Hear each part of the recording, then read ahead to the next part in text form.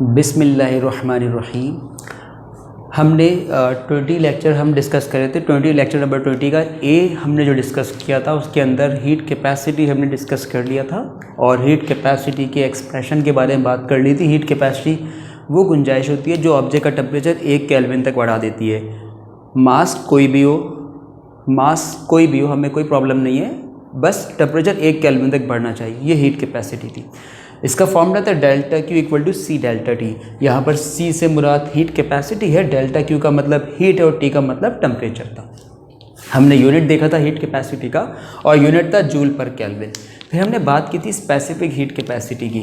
Specific heat capacity क्या था? Specific heat capacity में ये हमने देखा था कि अब हम यहाँ पर ऑब्जेक्ट के मास के हवाले से बात करेंगे। हम ये कहेंगे यहाँ पर कि ऑब्जेक्ट का अगर मास यूनिट मास हो, मतलब 1 ग्राम मास हो, 1 किलोग्राम मास हो अगर हमारे पास ऑब्जेक्ट का, तो उसको कितनी हीट सप्लाई करें हम यहाँ पर। तो हम यहाँ पर जो है एक मखसूस मास की बात करेंगे और वो मखसूस मास हमारे पास यूनिट मास होगा। अगर मैं 1 यूनिट मास या मैं 1 केजी मास की बात करता हूँ, 1 केजी मास के लिए हमने पिछले लेक्चर के अंदर देखा था कि एल्युमिनियम के लिए हमें यूनिट मास के लिए इतनी हीट चाहिए थी, कॉपर के लिए इतनी चाहिए थी और वाटर के लिए इतनी हीट चाहिए थी। तो ये गुंजाइश जो है आपको इतनी हीट देनी ही देनी है, 40 to 100 हीट सप्लाई करनी ही करनी है अगर आप पानी की बात करते हैं for a increase of 1 kelvin temperature और 1 डिग्री सेंटीग्रेड टेम्परेचर। तो एक हीट का ख़ास अमाउंट होगा, इसके अंदर कोई ख़ास अमाउंट नहीं होगा। आपको अमाउंट क्योंकि वेरी कर जाएगा मतलब क्या होगा? आप मास वेरी करेंगे, इसके अंदर मास ज़्यादा हो जाएगा तो अमाउंट भी ज़्यादा हो जाएगा हीट का। लेकिन यहाँ पर ऐसा कुछ भी नहीं है, क्योंकि यहाँ पर आपने इस अमाउंट को जो है कैलकुलेट किया है मास के हिसाब से। तो यहाँ पर क्या होगा? इसका मतलब ये होगा कि इसकी तो कोई ख़ास वैल्यू नहीं थी हीट कैपेसिटी की, लेकिन स्पेसिफिक हीट कैपेसिटी की ख़ास वैल्यू होंगी। ख़ास वैल्यू होने का मतलब क्या होगा? एल्युमिनियम के लिए ख़ास वैल्यू है, कॉपर के लिए ख़ास वैल्यू है और वाटर के लिए ख़ास वैल्यू है। ये ख़ास वैल्यूज़, ये ख़ास हीट वो होंगी जिससे 1 किलोग्राम ऑब्जेक्ट का टेम्परेचर कितना बढ़ जाएगा? 1 केल्विन तक बढ़ जाएगा या 1 डिग्री सेंटीग्रेड तक बढ़ जाएगा। यही वजह कि मैंने हीट कैपेसिटी के अंदर कोई वैल्यू नहीं लिखवाई थी, स्पेसिफिक हीट में लिखवाई थी। तो हम हर ऑब्जेक्ट की स्पेसिफिक हीट कैलकुलेट कर लेते हैं। स्पेसिफिक कैलकुलेट करने का मतलब क्या होता है? इससे हमें ये अंदाज़ा हो जाता है कौन सा ऑब्जेक्ट कितना तेज़ी से गर्म होगा, कौन सा ऑब्जेक्ट स्लोली गर्म होगा। अगर कोई ऑब्जेक्ट स्लोली गर्म होता है इसका मतलब ये होता है उसकी स्पेसिफिक हीट कैपेसिटी ज़्यादा है। मतलब आप देख सकते हैं कि पानी स्लोली हीटअप होगा, उसकी वजह क्या होगी? पानी की स्पेसिफिक हीट ज़्यादा होती है। कॉपर जल्दी से गर्म हो जाए, कॉपर की स्पेसिफिक हीट कम होती है। इसके बाद हमने स्पेसिफिक हीट का फॉर्मूला पढ़ा था कि delta Q equal to C M delta T. Delta Q मतलब हीट था, सी का मतलब स्पेसिफिक हीट था, एम का मतलब मास और डेल्टा टी का मतलब टेम्परेचर था। अब सी के यूनिट पे हमने बात की थी। सी के यूनिट के हवाले से सी का फॉर्मूला हमने बनाया। तो सी का फॉर्मूला क्या बनेगा? तो सी का फॉर्मूला बनेगा एम और डेल्टा टी मल्टीप्लाई अगर हो रहे हैं यहाँ पर, तो ये दोनों चीज़ें जो है लेफ़्ट साइड पर आकर डिवाइड हो जाएगी। हमने भी डिवाइड कर दिया इनको लेफ़्ट साइड पर लाकर। अब डिवाइड करने के बाद एम डेल्टा टी को सी का यूनिट निकालना है। तो सी का यूनिट क्या बनेगा? हीट का यूनिट हो गया जूल, मास का हो गया किलोग्राम, टेम्परेचर का हो गया केल्विन। तो सी का यूनिट बन जाएगा जूल पर किलोग्राम पर केल्विन। अब हम बात करने जा रहे हैं सी और सी के रिलेशन के बारे में। सी और सी का रिलेशन मतलब एक कैपिटल सी है, कैपिटल सी का मतलब है हीट कैपेसिटी, और एक स्मॉल सी है और स्मॉल सी का मतलब यहाँ पर होगा हमारे पास specific heat capacity. Small C का मतलब स्पेसिफिक हीट है, कैपिटल सी का मतलब हीट कैपेसिटी। इनके रिलेशन, इनके आपस में क्या ताल्लुक है, हम उसके बारे में बात करने जा रहे हैं। इनका आपस में ताल्लुक कुछ ये है, the product of specific heat capacity and mass is called heat capacity. मतलब इसका ये है, मतलब इस बात का ये है कि अगर आप दो चीज़ों को मल्टीप्लाई कर दें, ज़रब दे दें आपस में, दो चीज़ें क्या होंगी? स्पेसिफिक हीट और मास। अगर हम इन दो चीज़ों को मल्टीप्लाई कर देंगे तो हमें क्या पता लग जाएगा? हमें हीट कैपेसिटी का पता लग जाएगा। हीट कैपेसिटी का पता लगने का मतलब क्या है? मिसाल के तौर पर अगर मैं आपसे कहता हूँ कि ये जो है स्पेसिफिक हीट मौजूद है मेरे पास 386, तो ये तो हो गया C, और मेरे पास मास कितना है? तो मैं आपसे कहता हूँ मेरे पास मास जो है 1 kg है। तो मैं अगर इस 386 को मल्टीप्लाई कर देता हूँ 1 के साथ, यानी 386 मल्टीप्लाई बाय 1, तो ये 386 जूल जवाब आ जाएगा मेरे पास। तो बेसिकली 386 जूल जवाब मुझे ये बता रहा है यहाँ पर, 386 जूल जवाब मुझे ये बता रहा है यहाँ पर कि इसकी जो हीट कैपेसिटी है वो 386 के बराबर है। मतलब अगर आपको हीट कैपेसिटी पता करनी है तो हीट कैपेसिटी को जानने का एक और तरीका है कि आप प्रोडक्ट ले लें दो चीज़ों का। दो चीज़ें क्या होंगी, एक स्पेसिफिक हीट और दूसरा मास, इनका प्रोडक्ट कहलाएगा हीट कैपेसिटी। अब ये आता किस तरह है फॉर्मूला, उसके बारे में बात करते हैं। हमने हीट के दो फॉर्मूले इस लेक्चर के अंदर देखे। एक फॉर्मूला हमने ये देखा हीट का delta Q equal to C delta T.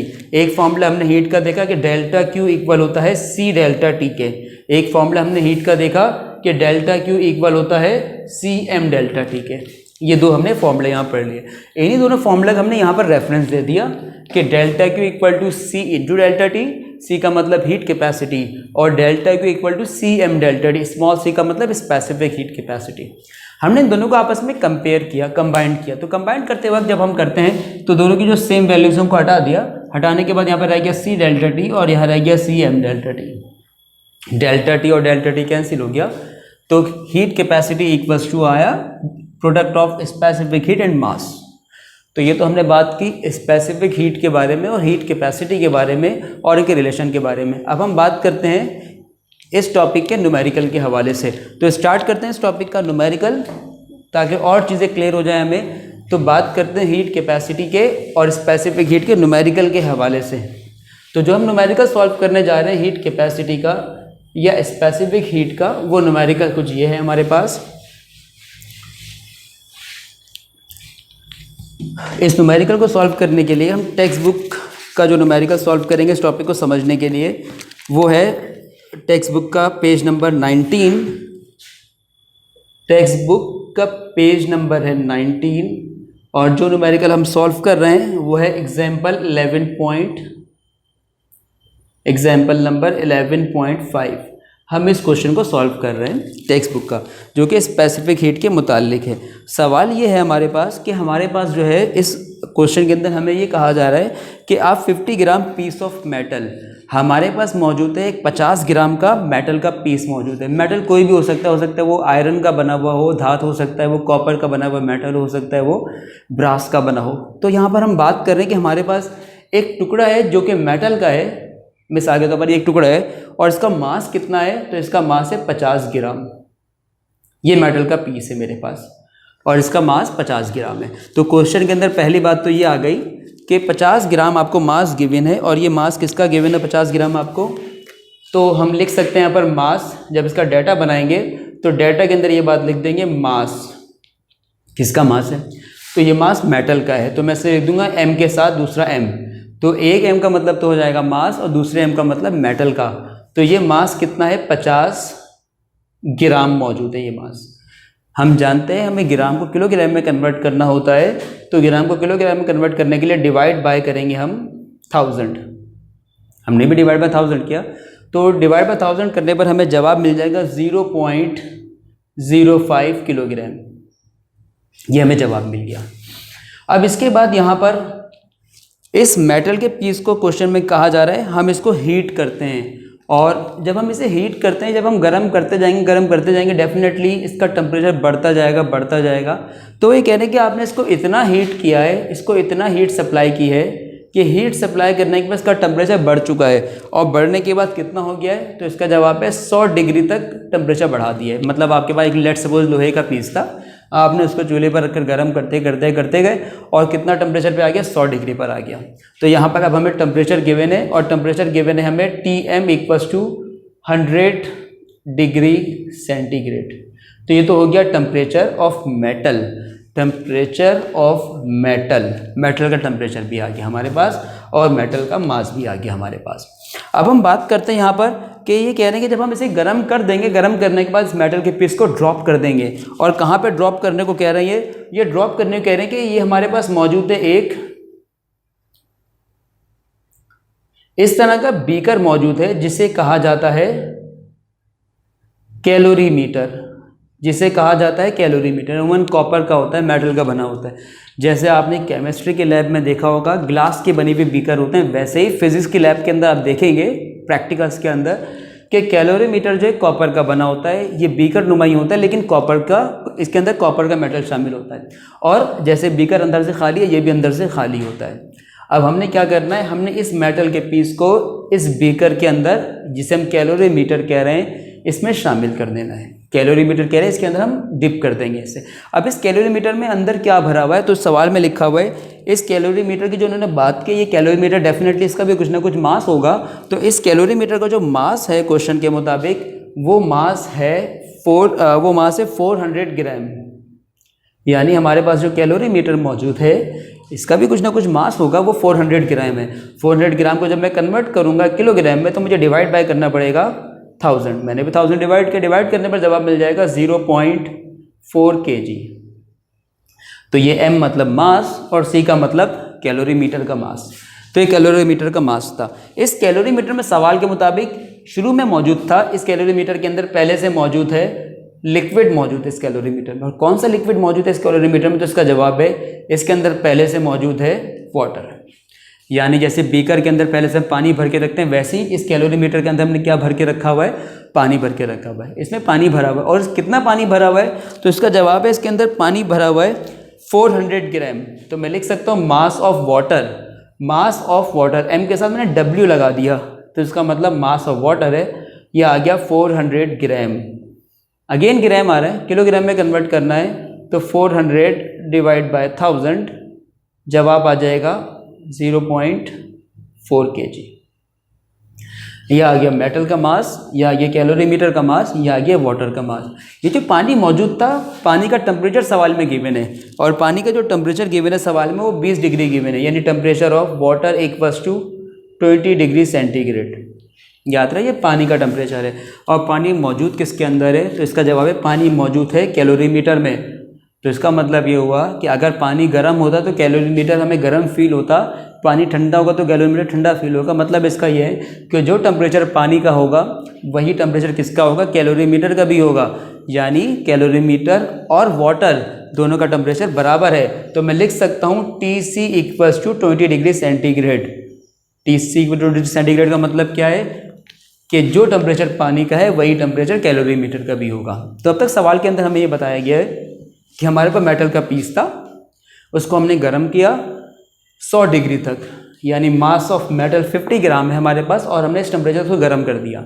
गर्म करने के बाद हमने एक कैलोरीमीटर लिया और कैलोरीमीटर में इस मेटल के पीस को ड्रॉप कर दिया। यानी मैं इस मेटल के पीस को इसके अंदर ड्रॉप कर दूंगा, इसके अंदर गिरा दूंगा। अब इसके अंदर पहले से क्या है, इसके अंदर पहले से पानी मौजूद है, इसके अंदर पहले से पानी मौजूद है। तो आप देख सकते हैं जो इसके अंदर पानी मौजूद है उस पानी का टेम्परेचर 20 डिग्री है, उसका 20 डिग्री है, और इसका टेम्परेचर 100 डिग्री है। तो होगा क्या, होगा ये कि जैसे ये पानी में जाएगा तो पानी में जाने के बाद अब ये बहुत गर्म है, पानी में जाने के बाद क्या होगा, आहिस्ता आहिस्ता इसका टेम्परेचर बढ़ेगा नहीं पानी में, क्योंकि पानी का टेम्परेचर 20 डिग्री सेंटीग्रेड है। अगर आप किसी गर्म चीज़ को ठंडे पानी में डाल दें तो होगा क्या, जो गर्म चीज़ होगी वो आहिस्ता आहिस्ता आहिस्ता क्या होती जाएगी, ठंडी होती जाएगी। यहाँ पर भी क्या होगा, ये मेटल का पीस जैसे इसके अंदर जाएगा पानी में तो वो पानी आहिस्ता आहिस्ता उस मेटल की चीज़ को क्या करता जाएगा, उसके टेम्परेचर को रिड्यूस करता जाएगा। तो इसका टेम्परेचर रिड्यूस हो क्यों रहा है, तो इसका जवाब ये है कि पानी उसकी हीट को एब्जॉर्ब कर रहा है। इसका मतलब ये होगा कि मेटल का टेम्परेचर ज़रूर कम हो रहा होगा, लेकिन पानी का टेम्परेचर क्या होगा, आहिस्ता आहिस्ता 20 डिग्री से बढ़ना शुरू हो जाएगा। आप ये कह लीजिए पानी क्योंकि इसकी हीट को एब्जॉर्ब करेगा तो एब्जॉर्ब करने की वजह से पानी का टेम्परेचर आहिस्ता आहिस्ता बढ़ता जाएगा। अब सवाल के अंदर गिवन है हमें कुछ कांस्टेंट्स, उन कांस्टेंट के बारे में बात करते हैं। सवाल में हमें गिवन है स्पेसिफिक हीट ऑफ कैलोरीमीटर, और कैलोरीमीटर की जो स्पेसिफिक हीट हमें गिवन है वो है 386 जूल किलोग्राम केल्विन इनवर्स। ये हमें स्पेसिफिक हीट कैलोरीमीटर की गिवन है। इसके अलावा सवाल के अंदर हमें गिवन है specific heat of water 4200 joule kilogram kelvin,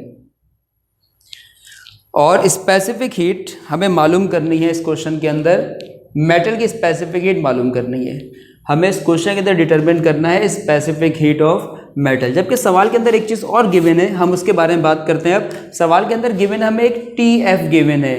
TF की जो वैल्यू हमें गिवन है वो है 22.4 डिग्री सेंटीग्रेड। ये हमें TF गिवन है 22.4 डिग्री सेंटीग्रेड। अब ये TF क्या है उसके बारे में बात करते हैं। T का मतलब तो टेम्परेचर था, F का मतलब फाइनल टेम्परेचर। ये फाइनल टेम्परेचर क्या होगा, शुरू में इसका टेम्परेचर 100 था और पानी का टेम्परेचर कितना था, वो था 20 डिग्री सेंटीग्रेड। और हम जानते हैं कि जैसे मेटल कभी इसके अंदर आएगा, इसके अंदर ड्रॉप किया जाएगा, तो ड्रॉप करने के बाद इसका टेम्परेचर 100 नहीं रहेगा, इसका टेम्परेचर 20 नहीं रहेगा, लेकिन ये भी कंफर्म है कि दोनों का टेम्परेचर सेम हो जाएगा। मतलब इसका ये है कि अगर इस बीकर के अंदर, कैलोरीमीटर के अंदर आप मेटल का पीस ड्रॉप कर देंगे तो ड्रॉप करने के बाद क्या होगा, सबका टेम्परेचर सेम हो जाएगा।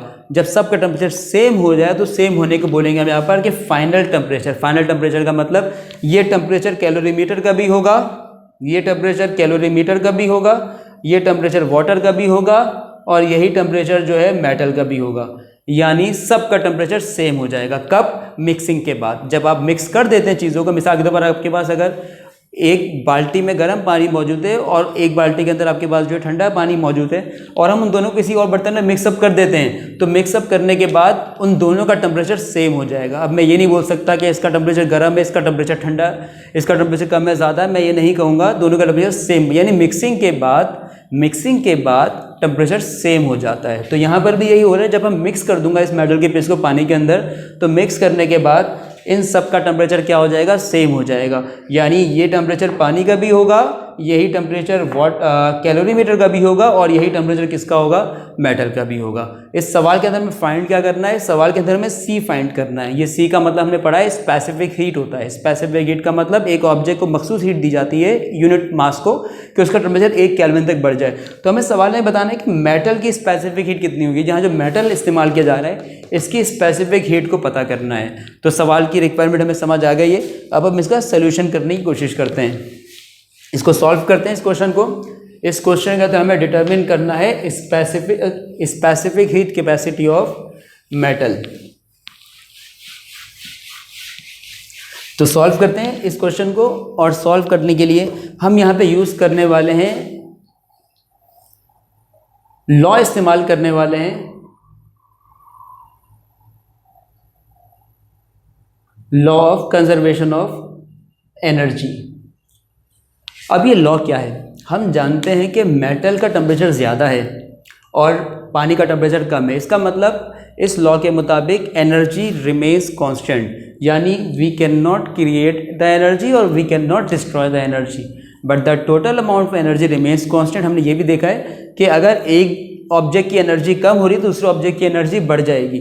मतलब इसका ये कि जैसे ही मेटल को भी इसके अंदर ड्रॉप किया जाएगा तो मेटल की जो हीट एनर्जी होगी वो एक्सचेंज हो जाएगी, यानी ये अपनी एनर्जी सप्लाई कर देगा। किसको सप्लाई कर देगा? ठंडी चीज़ की तरफ, क्योंकि हीट जो है फ्लो करती है, और हीट कहाँ फ्लो करती है? गर्म चीज़ से ठंडी चीज़ की तरफ जाती है। इसका मतलब यहाँ पर हीट लॉस्ट हो जाएगी, और हीट लॉस जो यहाँ पर होगी, हीट ज़ाया करेगा, और heat lost by metal. Heat loss by metal का मतलब हीट ज़ाया कर रहा है। ये मेटल ही क्यों ज़ाया कर रहा है, पानी क्यों नहीं ज़ाया कर रहा? हम जानते हैं अच्छे तरीके से कि हमेशा गर्म चीज़ से हीट निकलती है, ठंडी चीज़ से हीट, ठंडी चीज़ तो हीट एब्जॉर्ब करता है। अगर लेट से वो बर्फ़ मौजूद है मेरे पास, तो बर्फ़ जो है, बर्फ़ की तरफ जब हीट आती है तो वो बर्फ़ आहिस्ता आहिस्ता मेल्ट होना शुरू हो जाती है। तो हीट हमेशा कहाँ से कहाँ फ्लो करती है? हाई टेम्परेचर से लो टेम्परेचर की तरफ। तो इसका मतलब हीट लॉस बाय मेटल। अब ये लॉस कर रही है तो गेन भी कोई ना कोई कर रहा होगा। तो गेन कौन कर रहा है? हीट गेन्ड बाय, इजाफा होगा हीट गेन्ड बाय, वो गेन करेंगे जो ठंडे ऑब्जेक्ट होंगे। हीट लॉस्ट हमेशा गर्म ऑब्जेक्ट, अगर चाय मौजूद है आपके पास एक कप के अंदर, तो चाय के अंदर से मुसलसल हीट निकलती जाएगी। इसका मतलब हर गर्म ऑब्जेक्ट हीट को लॉस करता है, हमने भी लिखा हीट लॉस, और ठंडा ऑब्जेक्ट उस हीट को अपने अंदर एब्जॉर्ब करता रहता है। तो ठंडा ऑब्जेक्ट है कौन? तो यहाँ पर पानी का टेम्परेचर 20 डिग्री था, जिसका टेम्परेचर कम होगा वो कोल्ड ऑब्जेक्ट होगा, जिसका टेम्परेचर ज़्यादा होगा वो हॉट ऑब्जेक्ट होगा। तो इसका मतलब यहाँ पे पानी कोल्ड ऑब्जेक्ट है। पानी के अलावा एक और चीज़ भी है, कैलोरीमीटर भी है। तो दोनों का टेम्परेचर शुरू में हमने पता है कि 20-20 था। इसका मतलब पानी भी कोल्ड ऑब्जेक्ट है और कैलोरीमीटर भी कोल्ड ऑब्जेक्ट है। तो मैं लिखूंगा हीट गेन्ड बाय कैलोरीमीटर, और साथ में लिखूंगा मैं हीट गेन्ड बाय वाटर। कैसे लिखा मैंने यहाँ पर? इससे लिखा कि ये इनका टेम्परेचर कम था तो ये हीट को गेन करेंगे, इनका टेम्परेचर ज़्यादा है तो ये हीट को लॉस करेगा। इंशाल्लाह नेक्स्ट लेक्चर के अंदर हम इस न्यूमेरिकल को यहीं से स्टार्ट करेंगे।